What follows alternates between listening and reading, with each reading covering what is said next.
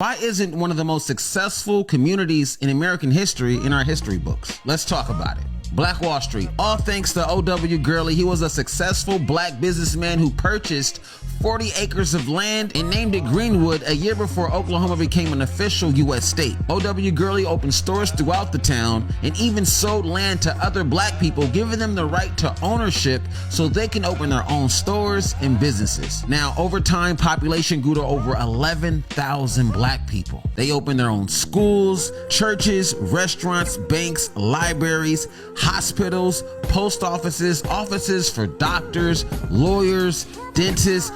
Business was booming. They had movie theaters, barbershops, more grocery stores, clothing stores, and even nightclubs. The more the money stayed in the community, the more powerful the Greenwood district became. Get this, they had more millionaires residing there than the United States combined. Even the people who worked outside of the Greenwood district only spent their money in Greenwood, reinvesting into the community. This is why Black Wall Street was one of the most successful neighborhoods in American history. Now, over the past few decades, Americans chose to ignore Black Wall Street, the Greenwood district, and what happened in Tulsa, Oklahoma. But this is where it gets shady. In 1919, the state of Oklahoma started giving the people of Greenwood District a hard time.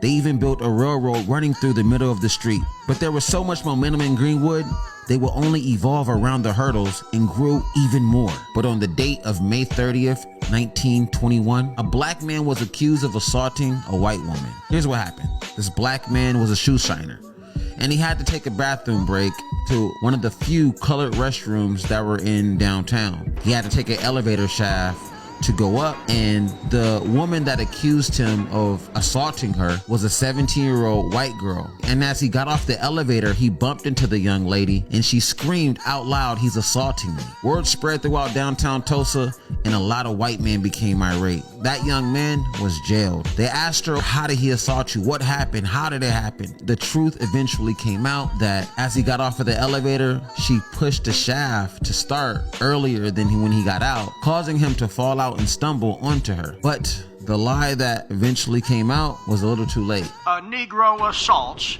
a white girl. It already caused a town of white men to become outraged. A white mob came to the Greenwood district and terrorized the whole city. Not only did they loot, they burned the city down. They burned every business, 1,200 homes, and firefighters refused to put out any fires in Greenwood. Witnesses say that they seen warplanes circling the city, shooting down at innocent people, and even dropped bombs on the Greenwood district. Following the massacre, insurance companies refused to cover any damages that were caused by the looting and rioting. The government failed to help rebuild the city and blocked efforts to do so. This crime was ignored for decades and even skipped history books. Not one white man arrested, claiming over 300 lives. This massacre was the worst attack in American history on Americans by Americans on American soil, ending Black Wall Street, Memorial Day weekend, June 1st,